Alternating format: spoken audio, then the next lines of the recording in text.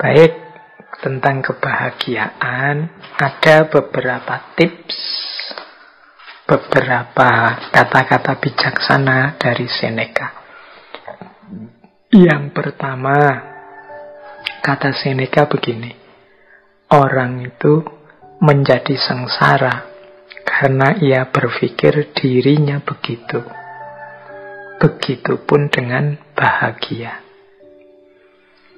Jadi, pertama, Seneca ingin mengingatkan pada kita, bahagia atau tidak itu tergantung pemikiran kita tentang diri kita. Kunci pertama itu sama sekali tidak ada hubungannya dengan hal-hal di luar diri kita. Kuncinya tentang anggapan kita, pikiran kita terhadap diri kita. Sepahit apapun situasi, separah apapun kondisi, kalau kita menganggap, aku masih bahagia kok, aku masih bersyukur dengan situasi seperti ini, aku ini masih tergolong orang yang beruntung loh, jadi aku harus tetap bersyukur dan bahagia. Loh, itu ya kita bahagia. Meskipun situasinya sebenarnya tidak terlalu sedih, tidak terlalu mengenaskan, meskipun hanya kesulitan kecil saja dalam hidup, tapi kalau kita merasa, wah, hidupku ini malang sekali, hidupku ini menyedihkan sekali, salahku apa kok Allah mengujiku seperti ini, ya jadilah kita orang yang tidak bahagia. Meskipun mungkin sebenarnya ujiannya hanya kecil saja. Sebaliknya, orang yang ujiannya sangat berat, tapi menganggap, aku masih bahagia. Masih banyak orang yang lebih malang dari aku, lebih sedih nasibnya dari aku. Aku masih tetap harus bersyukur pada Allah. Oh, itu pun dia masih orang yang bahagia. Jadi bahagia atau tidak itu tergantung anggapan kita, pikiran kita tentang diri kita. Tidak tergantung pada hal-hal di luar diri kita, apapun situasinya. Jadi, bagi teman-teman yang ingin bahagia, ayo dimulai sekarang. Tidak usah nunggu nanti, tidak usah pakai disarati macam-macam. Saya akan bahagia Pak kalau lulus, saya akan bahagia Pak. Loh, bahagia sekarang tidak nunggu lulus juga bisa kok. Alhamdulillah, skripsiku sudah memasuki tahap akhir. Meskipun prosesnya lama, masih banyak teman-teman yang tidak selesai-selesai, bahkan proposal saja belum. Yang belum proposal, alhamdulillah, aku sudah mulai nggarap proposal sebentar lagi. Banyak teman-teman yang sampai kena DO tidak sempat nggarap skripsi. Yang DO mungkin ya, alhamdulillah, aku masih sempat merasakan seperti apa kuliah.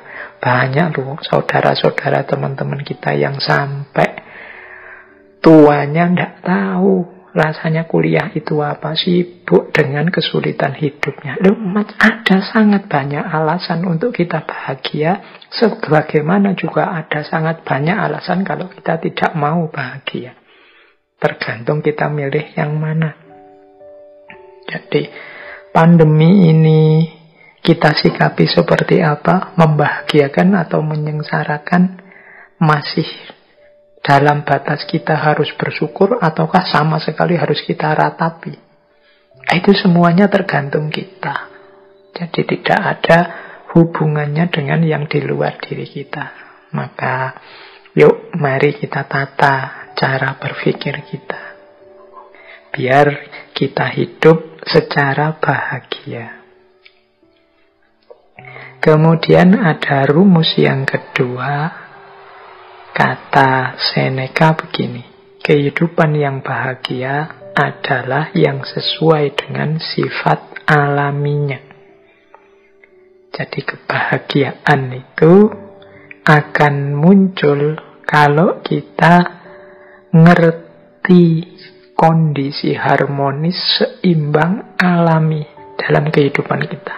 Ini nyambung dengan yang tadi ya, yang bagian kesederhanaan tadi, bahwa kita jangan berlebihan. Hiduplah di standar yang alami saja.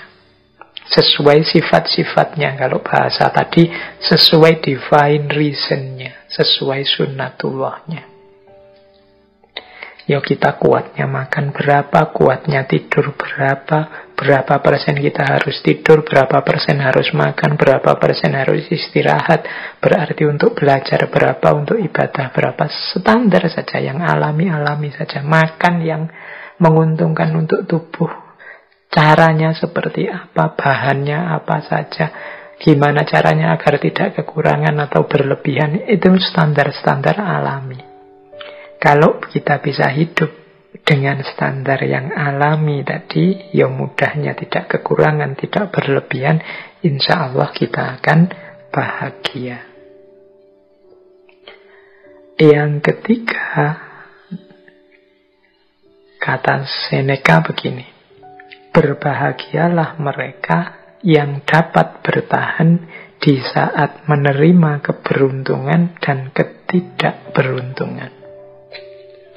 Jadi mental ketiga yang melahirkan kebahagiaan adalah penerimaan.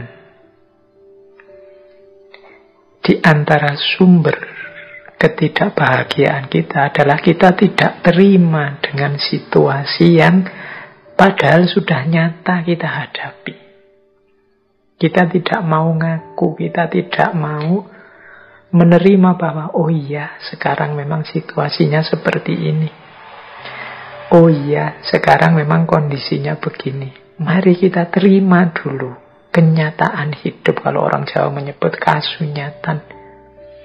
Mari kita terima dulu apapun situasi yang memang sudah jelas kita hadapi. Ini akan membuat kita bahagia. Bahwa untuk selanjutnya, wah saya harus mengubahnya jadi lebih baik, saya harus memperjuangkannya agar lebih berkualitas, monggo. Tapi pertama-tama, mari kita terima dulu apapun situasinya.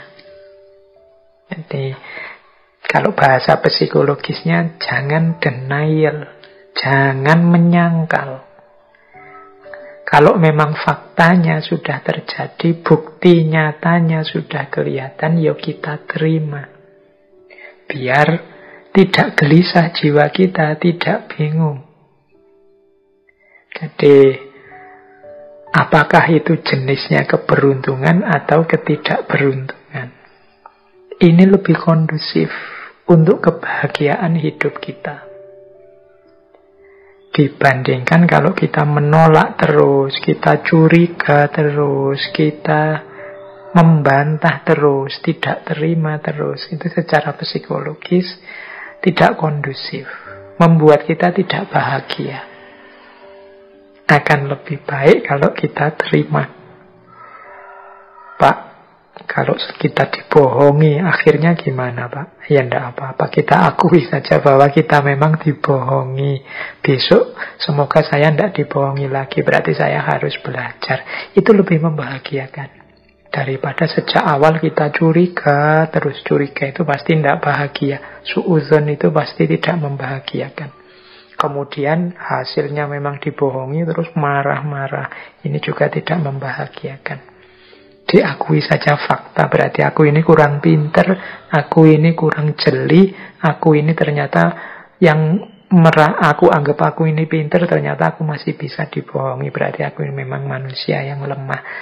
Sejak saat ini aku akan belajar biar tidak dibohongi. Itu mungkin lebih kondusif untuk hidup kita dibandingkan kita menyangkal terus, denial terus terhadap fakta yang memang sudah nyata kita hadapi. Lebih menenteramkan. Ini untuk level individu ya, level psikologi kita masing-masing. Mungkin kalau nanti urusannya beda, mungkin level sosial atau politik atau ekonomi logikanya mungkin berbeda, tapi untuk kenyamanan kebahagiaan hidup kita, penting bagi kita untuk mengakui dan menerima situasi yang kita hadapi, baik bentuknya keberuntungan maupun ketidakberuntungan. Nah, yang keempat, ini ada rumus dari Seneca begini. keberuntungan itu adalah apa yang terjadi saat persiapan bertemu kesempatan. Ini rumusnya unik ya. Kita dulu sering mendengarkan kalimat kejahatan itu terjadi kalau ada niat dan ada kesempatan. Ini kata Seneca bukan tentang kejahatan, tapi tentang keberuntungan hidup. Keberuntungan hidup itu akan terjadi kalau persiapan bertemu kesempatan. Jadi kalau kita ingin hidupnya beruntung dan bahagia, berarti apa? Ayo kita mempersiapkan diri. Sehingga ketika kesempatan datang, kita bisa memanfaatkannya untuk kepentingan kita. Itulah namanya beruntung. Untuk hal apa saja yang kita inginkan jadi target-target kita, kalau tadi di depan aja tujuan hidup kita, mari kita siap-siap. Jangan sampai kesempatannya datang, kita belum siap. Atau sebaliknya juga, persiapan kita sudah matang, kesempatannya tidak datang. Hanya saja, kalau kesempatan kan kita tidak menguasai sendiri. Kesempatan itu kadang datang dari luar diri kita. Tapi kalau persiapan, itu kita sepenuhnya yang melakukan. Jadi mari siap-siap. Sampean ingin apa? Misalnya, saya nanti ingin jadi orang yang di masyarakat itu dihargai, kemudian mungkin disuruh ceramah, disuruh sambutan, bisa kalau tiba-tiba disuruh memberi tausiah, wah, itu besok, bayanganku begitu aku. Nah, berarti harus sejak sekarang latihan ngomong, latihan pidato, latihan ceramah, itu persiapan.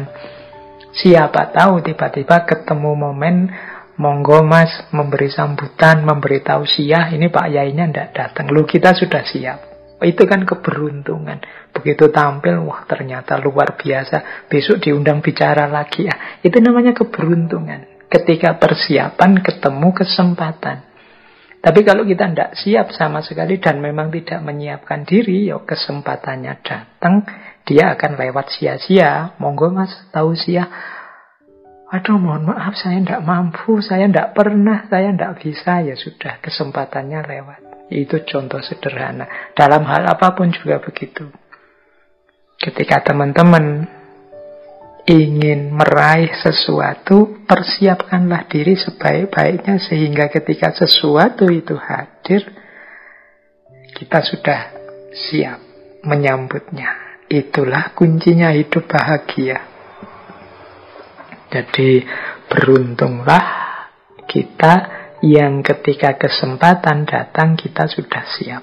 Ini diantara rumusnya kebahagiaan. Berarti sehubungan dengan target-target hidup kita, keinginan-keinginan kita, kita harus mempersiapkan diri untuk menghadapinya, mengelolanya begitu kesempatannya datang. Karena keberuntungan itu terjadi ketika persiapan bertemu kesempatan. Jadi ada 4 rumusnya kebahagiaan. Kalau versinya Seneca, yang pertama, pikiran kita tentang diri kita jadi kunci bagi kebahagiaan kita. Yang kedua, hidup yang alamiah, tidak berlebihan, tidak kekurangan, sesuai sunnatullahnya, akan lebih membahagiakan. Yang ketiga, kekuatan kita untuk menerima, kemampuan kita untuk menerima apapun situasi, baik beruntung atau tidak beruntung, adalah sumber kebahagiaan. Dan yang keempat, kesiapan kita untuk mengelola, menghadapi kesempatan apapun yang datang. Jadi itu antara lain kuncinya kebahagiaan menurut Seneca.